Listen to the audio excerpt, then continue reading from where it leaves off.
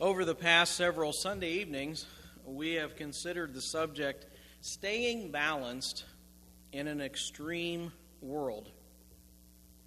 I have long been an advocate for balance, usually finding that when it comes to extremes, both sides are equally wrong. You usually find the answer somewhere in the middle.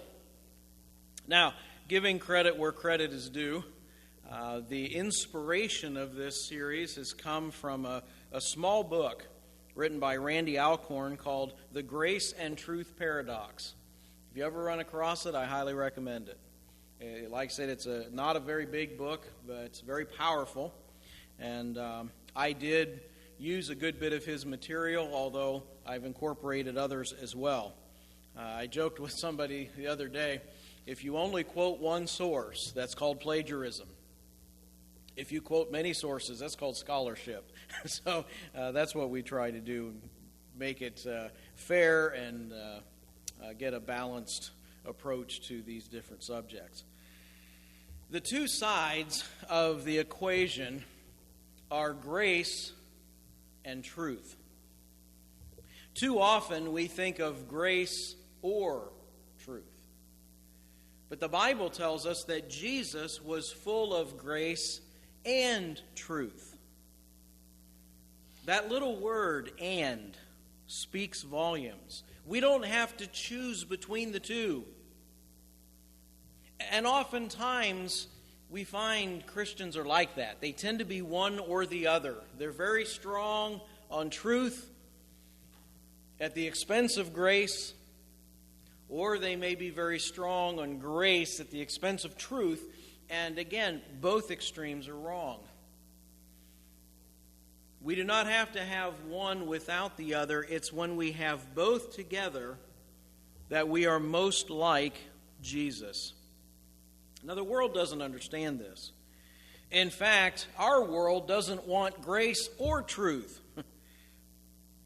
The Jesus that we read about in the Bible came full of grace and truth. But the modern Jesus, the mythological Jesus that's being promoted today, comes full of tolerance and relativism.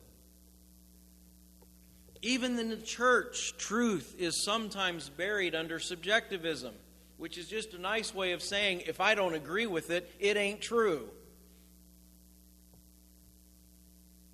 And on other cases, grace is lost in a sea of permissiveness or indifference. We may see our young people, or we might see our not-so-young people, going into areas that we know are wrong according to God's truth, but we just let them go because, it's a free country. God gave them a free will. They can do what they want, and after all, doesn't God want them to be happy? We can sacrifice one or the other or both.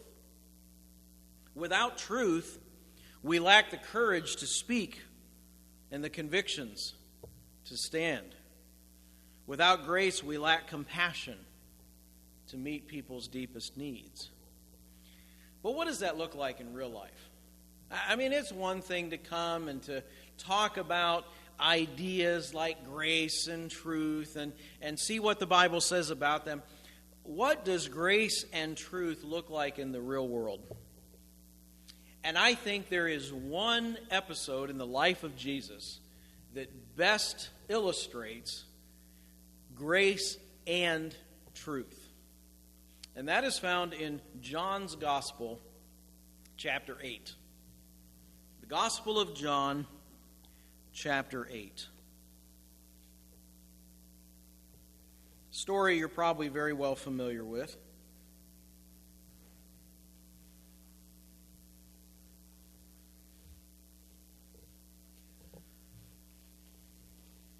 We are told that Jesus went to the temple to teach.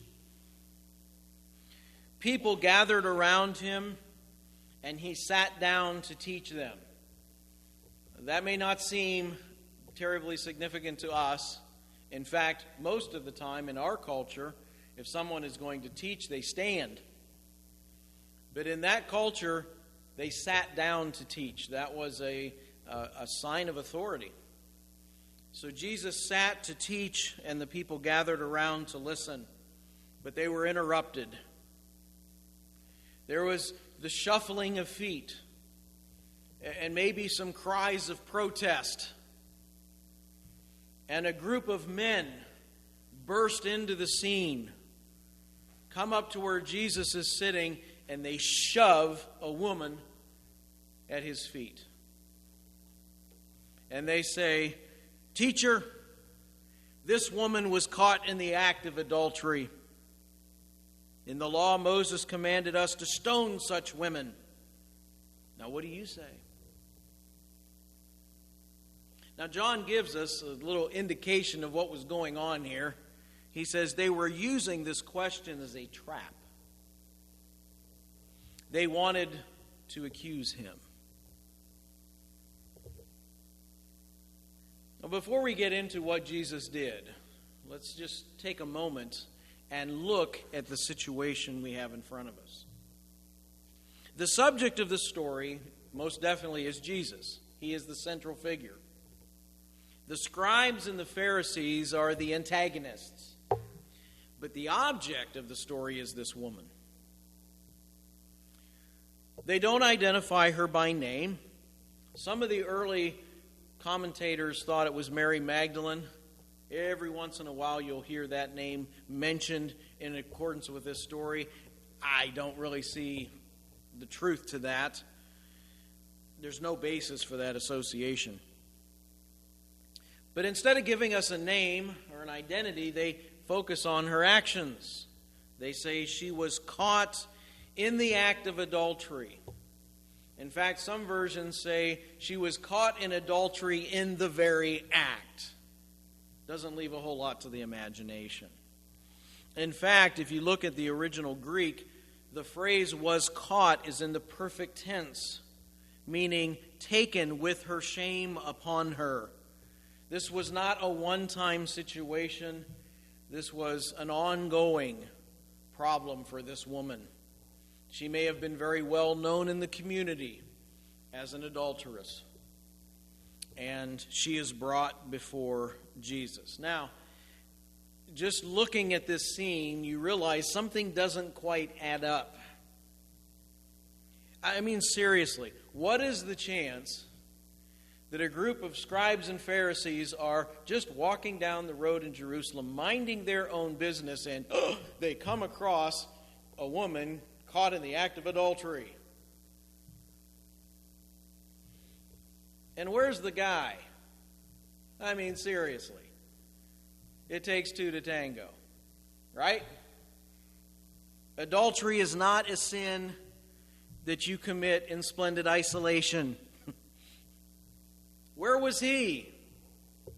The whole thing smells of a trap. I believe that these Pharisees set the whole thing up. They may have known that this woman was a prime target, and it may have even been one of their own that they caught her with and let him get away. Now, it's true, she was guilty. Sin is sin, and sin brings consequences. The accusers are correct that the law of Moses is very clear what to do in this matter. Leviticus 20 verse 10 says, if a man commits adultery with another man's wife, with the wife of his neighbor, both the adulterer and the adulteress must be put to death. Deuteronomy 22 verse 22 prescribes, if a man is found sleeping with another man's wife, both the man who slept with her and the woman must die. The law is pretty clear. Although, once again, both the man and the woman, you only have the woman here. Not only do we see the guilt of the accused, which is pretty obvious, but you also see the guile of the accusers. They're up to no good. Every part of this stinks.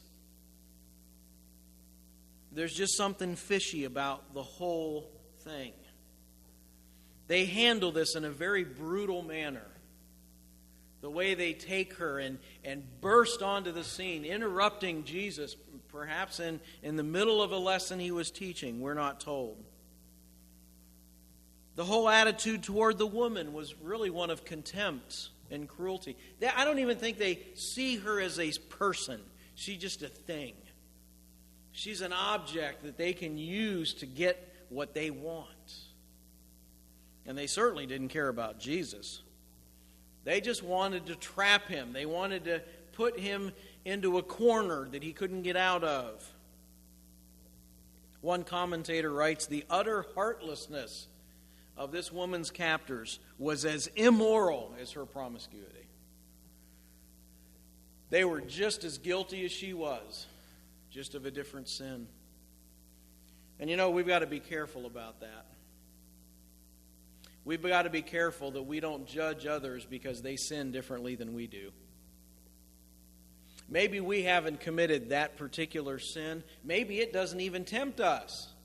Maybe it repulses us and we think, oh, I can't believe anybody would do that. But sin is sin. In God's eyes, sin is sin. And in God's eyes, some of the sins that we don't think are so bad might actually be worse to him. The sin of pride, I think, is the worst sin of all. And do you catch any pride evident here in the accusers? In fact, I would say that's often the root of an accusing spirit, is pride. It's that attitude that the Pharisee had when he prayed in the temple. I thank God that I'm not like other people, especially like that scumbag tax collector over there. Right? We've got to be very careful that we don't allow pride to sneak in and lead us into a judgmental or a critical spirit. Now, the accusers are trying to trap Jesus. You say, well, what's the trap? I mean, if the law of Moses says the woman must die, what's the problem here? Well, here's the problem. The Romans were in charge. And one of the things that the Romans told the Jewish leaders was, you're not killing people. That's our responsibility. You want somebody put to death, you turn them over to us, we'll deal with it. That's why when they finally captured Jesus and condemned him to death, they had to go to Pontius Pilate to have him crucified. Because the Romans did not allow the Jews to execute criminals. You say, but wait a minute, didn't they stone Stephen? Yes, they did. They got in big trouble for it. In fact, several years later, when they stoned James, the half-brother of Jesus, the high priest lost his job. The Romans came in and said, you're not doing this. We've told you before, you can't take the law into your own hands. So this is the trap they're trying to set. If Jesus says, stone her to death, oh, you're in trouble with the Romans. If Jesus says, oh, let her go, now you're in trouble with the law. So what will Jesus do? And again, I think you probably know the story. Jesus certainly knew what was going on. He understood the trap that they were trying to set, so he turned the tables on him. And he did it in a very ingenious way. Initially, he appears to ignore them. We read that Jesus stooped over and began writing in the dirt with his finger. Remarkably, this is the only place it's ever recorded that Jesus ever wrote anything. This is it. And we wonder, what did he write? Like, John, why didn't you put that in here? It wouldn't have taken that much of a scroll to say Jesus wrote whatever. But he doesn't. There's been a lot of speculation. Some think that he may have wrote the words that he would later speak. Some think he may have been writing the 10 Commandments because they were written by the finger of God, and here Jesus is writing with his finger. Maybe he was reminding them of some warning from the Old Testament. Maybe like Jeremiah 17:13, those who turn away from you will be written in the dust because they have forsaken the Lord. I don't know. We don't have any idea. Chuck Swindoll says, I like to imagine he wrote a name. After all, where was her adulterous partner? Only half of the criminals were present here. Or the writing might have been a countercharge against the scribes and the Pharisees, naming their secret sins. The Greek word used here literally means to write against.